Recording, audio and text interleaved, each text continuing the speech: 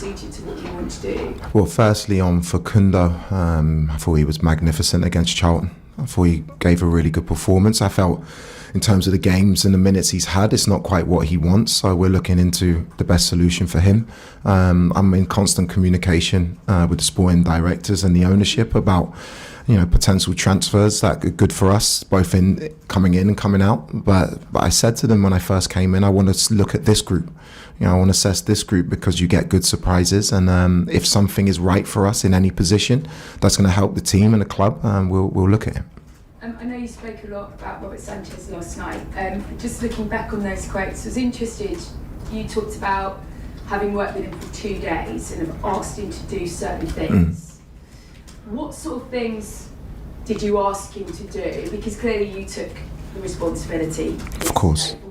And Manchester United side, he's certainly put a consistent performance together for Chelsea this season, hasn't he? Yeah, I got asked the same question last night. There's always differences. Maybe you didn't answer it properly. I might not answer it properly now. No, look, every manager that comes in has a different idea. There are different triggers, there are different patterns in terms of what I'm asking not just Rob to do, but the whole team. Positions you take up on build, it's never going to be perfect the first time. When it's right to be direct and to play, especially against the man-for-man press, it's the right thing to do. It's just making sure that the decision-making, not just of Rob, of the whole team is there. That will come. I have no doubt about it. Rob's had an outstanding season. Philippe showed really, really good signs of his understanding as well against Charlton. But what I have to do is to find balance. I want to win now. I want to improve the team and put my stamp on it, and that's what we'll work on for Brentford. And you've obviously seen both goalkeepers now play a game for you. And there was chopping and changing between the two quite a bit last season. But for you, does Sanchez remain your number one for the Premier League?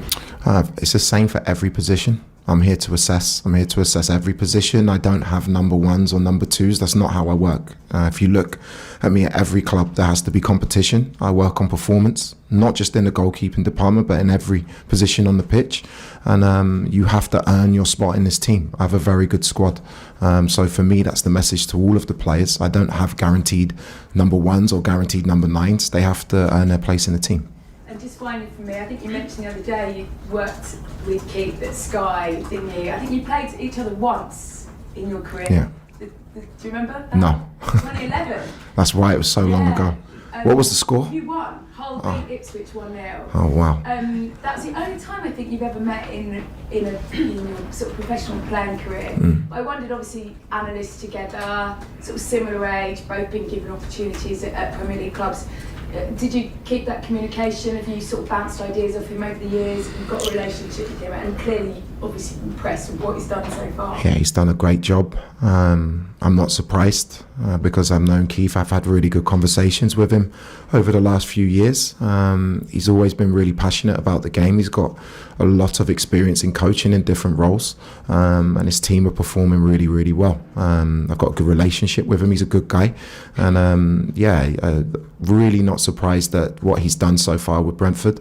He's at a good club where they have a clear idea about their infrastructure and what they want to do, and analysing his team, they're in a good form. They're going to be a difficult challenge for us, but one that we're really looking forward to. Thanks, Gail. Alex? Hi, Liam. Hi. I'm sure it's all been a bit of a whirlwind for you, but how would you sum up the last 10 days? Has anything taken you by surprise, or is everything exactly as you expected? Not really. In terms of the surprise, the biggest surprise is I felt how at home, how welcomed I've been. It's honestly the staff, everybody involved in the club here at the training ground, at the stadium last night, the players as well. They've made my life very easy. They're a great group to walk into. I think a lot of the messages I've given to the players, they've taken on board. It's a disappointing result and disappointing to lose the goals in the manner we did, but a lot of really, really encouraging signs as well. And I just want to keep that going. So overall, the surprise is that there haven't really been any surprises. The Chelsea fans were singing your name as well last night. How important is that relationship to you? I think it's two-way. For them to sing my name, they need to enjoy what they see on the pitch. They need to see us attack games. They need to see us run, but most importantly, they need to see us get results. So in order for that to continue, we need to perform on the pitch, and that's what my focus is on. And hopefully I can develop a really, really good relationship with them, not for what I say here, but for what they see on the pitch. You just said Brentford are a great team. In your opinion, from what you've seen of them this season, what makes them dangerous? I think what makes them dangerous, they're a proper team. In every phase of the game, all 11 players are willing to defend. Again, a very good team on set plays, whether that's from long throws, wide free kicks or corners. They're a team with no ego, which in the most positive terms I can say that. They work really hard for each other. They're very well organised, as every team in the Premier League is. So we know the challenge. We know we have to be at a really, really good level on Saturday. And we're going to prepare the game as we always do in the best possible way. Thank you. Good luck on Saturday. Thank you. Thanks, Alex. John? Hi Liam. I'm sure you're aware the home form hasn't been great this season. I mean, it's 3 defeats, 3 draws in the league. They've got a habit of throwing away leads as well, and especially at home. So, I mean, it's a big question, but how do you go about trying to improve that? Can it be psychological with the players at home? I think the past is the past. I said that to the players when I first came in. I can only affect the now.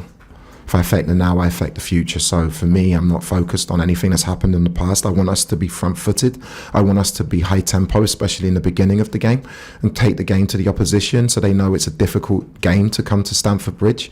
And actually, I want to play so we get the crowd on our side. They're all things that we'll talk about in the next couple of days. But the most important thing is that we do the basics really, really well. You know, we win, again, I keep going back to the basics, win duels, defend set plays well. That's something we have to improve. Even from last night, all 3 goals, one's from a corner, one's from a throw-in, one's from a free kick. We need to switch on a little bit more in those moments, and if we